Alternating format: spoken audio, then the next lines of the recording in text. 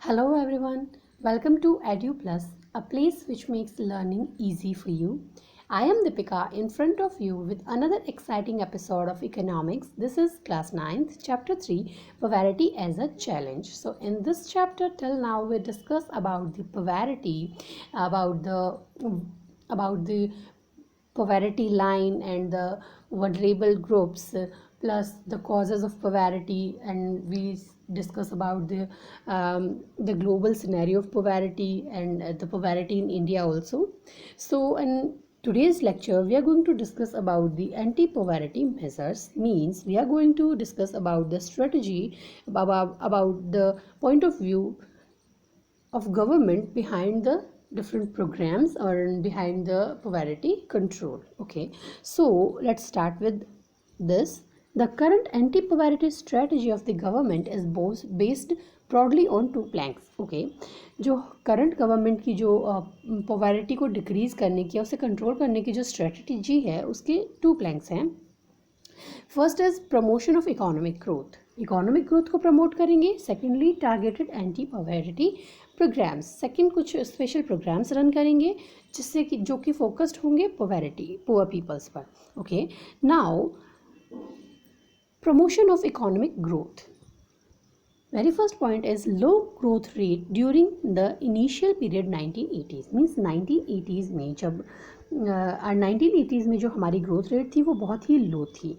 But उसके बाद क्या हुआ कि हमने कुछ ऐसे एफर्ट्स डाले, लाइक एफर्ट्स की हमने अपना कुछ बेसिक इंफ्रास्ट्रक्चर जो था वो बिल्डअप किया, प्लस कुछ अलग अलग स्कीम्स लेके आए ताकि जो पुअर पीपल्स थे उनको बेनिफिट हो, उनको हम सेल्फ एम्प्लॉयमेंट के लिए प्रमोट कर सकें, उन्हें हम एम्प्लॉयमेंट प्रोवाइड करवा सकें. और इन सब के थ्रू हमने क्या किया कि 1980s के बाद जो हमारी ग्रोथ रेट थी, इकोनॉमिक ग्रोथ रेट थी, वो फास्टेस्ट थी in the world. Okay, 6% during the 1980s and 90s. Economic growth is directly related to poverty reduction. Means economic growth जो होती है वो directly economic growth और poverty reduction का direct relation होता है. Okay, like अगर पोवर्टी ग्रोथ अगर इकोनॉमिक ग्रोथ इंक्रीज, अगर इकोनॉमिक ग्रोथ बढ़ेगी तो पोवर्टी डिक्रीज होगी. ओके, बिकॉज इकोनॉमिक ग्रोथ कब करेगी? इकोनॉमिक ग्रोथ तब करेगी जब आपके जो भी सिटीजन्स हैं उनके पास करने के लिए काम होगा, खाने के लिए फूड होगा, है ना, रहने के लिए घर होगा. इकोनॉमिक ग्रोथ मीन्स आपकी नेशनल इनकम इंक्रीज हो रही है, आपकी पर कैपिटा इनकम इंक्रीज हो रही है. मैंने यहाँ बात की about the national income and the पर capita income. So national income means the total production of goods and services. जो गुड्स और सर्विसेज की जो प्रोडक्शन है उसकी जो कॉस्ट है उसे हम ऐड कर देते हैं, उसकी प्राइस को हम ऐड कर देते हैं. ओके, तो ये हमारी होगी national income. National income means एक पूरी कंट्री में, एक नेशन में एक लिमिटेड टाइम पीरियड जो कि मोस्टली 1 ईयर होता है, उसमें जितना भी प्रोडक्शन हुआ है, वो गुड्स हो या सर्विसेज हो, उनकी जो मार्केट प्राइस है वो होती है नेशनल इनकम. अब होती है पर कैपिटा इनकम. नेक्स्ट इज पर capita income is kind of average income. आप कह सकते हो कि एक पर्सन इंडिया में रहने वाला या किसी कंट्री में रहने वाला कितना अर्न करता है. तो per capita income is average income. और एवरेज इनकम हम कैसे कैलकुलेट करेंगे? If we divide national income by population then we get per capita income. Okay, I hope these two terms are clear now, that what is national income and what is per capita income. Okay, so next is policies and programs which directly or indirectly targeted to reduce poverty. Means second क्या किया कि हमने क्या किया कि एक basic जो था इंफ्रास्ट्रक्चर डेवलप करके लोगों के इकोनॉमिक ग्रोथ प्रोवाइड की. ओके, इकोनॉमिक ग्रोथ प्रोवाइड की इन द सेंस में उन्हें प्रमोट किया ताकि सेल्फ एम्प्लॉयमेंट के लिए उनको एम्प्लॉयमेंट दिया, उन्हें एजुकेट किया, हेल्थ फैसिलिटीज़ प्रोवाइड करवाई. ठीक है, इस तरह से सब उनमें उनकी स्किल्स डेवलप की. तो इस तरह से हमने क्या किया, इकोनॉमिक ग्रोथ के लिए उन्हें प्रमोट किया, इकोनॉमिक ग्रोथ अपनी बढ़ी. बट फिर भी कुछ लोग ऐसे थे जो उससे छूट गए थे क्योंकि वो बहुत ज़्यादा वल्नरेबल्स थे, वो बहुत ज़्यादा पुअर्स थे जिनको इकोनॉमिक ग्रोथ में कॉन्ट्रीब्यूट नहीं कर पाए, इंक्लूड नहीं हो पाए. ओके, तो उनके लिए उन्हें सबके इक्वल लाने के लिए हमें क्या करना होगा? एंटी पॉवर्टी प्रोग्राम्स चलाए गए. ओके इसमें today we discuss about these 6 anti poverty programs. So let's start one by one. The very first is Mahatma Gandhi national rural employment guarantee act. आप सबने इसके बारे में वैसे भी सुना होगा. Aim to provide 100 day of wage employment of every household. इसमें प्लान क्या था कि 2005 में इसे स्टार्ट किया गया था और इसका जो बेसिक एम था वो ये था कि एक पर्सन को 100 डे का एम्प्लॉयमेंट मिले. Okay 1/3 of the proposed job have been reserve for womens. आपको पता है वनरेबल ग्रुप्स में आती हैं, इसलिए उनको प्रमोट करने के लिए 1/3 पार्ट जो था वो रिजर्व कर दिया गया. SC/ST वुमेंस जो हैं उसको स्कीम में 23%, 17% और 53% दिया गया, शेयर दिया गया. और जो एवरेज वेजेस थी वो इनिशियली 100 थी और अब वो हो गई है 132. ओके सो आपको इन ये जो प्लान्स हैं बेसिकली आज के टॉपिक से हमारे 2 तरह के क्वेश्चंस बन सकते हैं. एक तो प्लान्स ओरिएंटेड कि आपको स्कीम का नेम दे दिया और 2 और 5 मार्क्स में 2, 3 या 5 मार्क्स में पूछ लिया कि उसके बारे में एक्सप्लेन करो. तो जो टॉपिक्स मैंने जो पॉइंट्स यहाँ एक्सप्लेन किए हैं वो आप इजीली इंक्लूड कर सकते हो. सेकंड इज एक 3 और 5 मार्क्स का क्वेश्चन बन सकता है that what is the strategy of government to reduce the poverty. तो उसमें आपको ये पूरे लेक्चर का जो एसेंस है वो डालना होगा. Okay these all schemes and the economic growth सब. Okay next is prime minister Rozgar Yojana rural employment generation programme. Okay ये है प्राइम मिनिस्टर रोजगार योजना. सॉरी ये मिसप्रिंट है, इसे आप प्लीज़ साइड कर दें. Okay so prime minister Rozgar Yojana started in 1993. The aim of the program is to create self employment. आपको पता है क्या होता है कि हम लोगों को खुद का रोजगार बनाने की उनको प्रमोट करें कि उन्हें किसी एम्प्लॉयमेंट के लिए किसी दूसरे पर डिपेंड नहीं होना पड़े. तो सेल्फ एम्प्लॉयमेंट हो गया. हमें उन्हें कुछ सेल्फ एम्प्लॉयमेंट के लिए अपॉर्चुनिटीज़ प्रोवाइड की गई, उन्हें एजुकेट किया गया, इंकरेज किया गया रूरल एरियाज और स्मॉल टाउन्स में.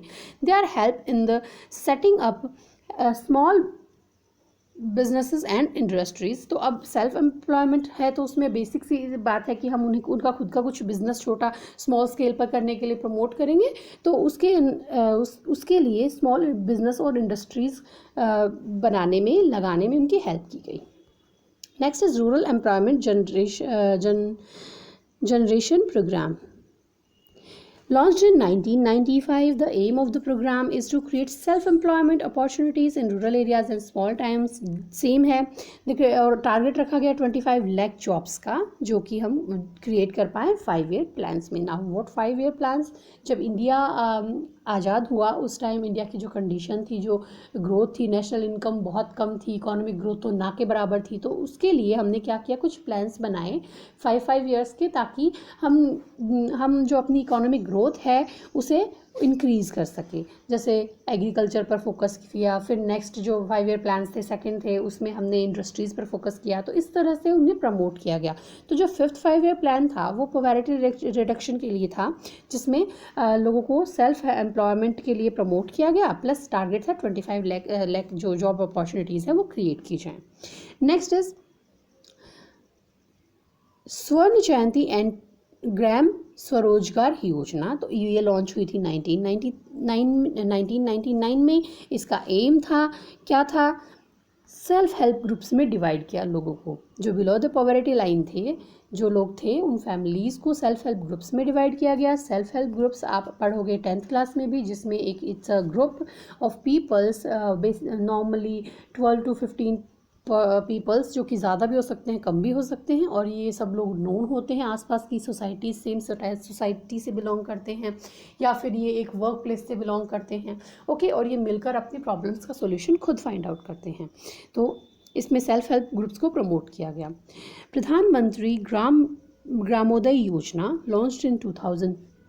An additional central assistance is given to states for basic services. Means इसमें क्या किया गया कि अब तक जो भी स्कीम्स थी वो सब क्या थी, सेंट्रल गवर्नमेंट रन करती थी. इसमें कुछ जो राइट्स थे वो स्टेट गवर्नमेंट को भी दिए गए और उन्हें बेसिक सर्विसेज प्रोवाइड करने को कहा गया. Basic services like primary health, primary education, rural shelter, rural drinking water and rural electrification. Okay next is Antyodaya अन्न योजना, अंत्योदय अन्न योजना जैसे नाम से पता चल रहा है, अन्न मीन्स इसमें लोगों को कुछ फूड सप्लीमेंट्स, फूड टाइप का कुछ फूड फैसिलिटीज़ दी जा रही हैं. It's launched in 2000 and it covers under the targeted public distribution system.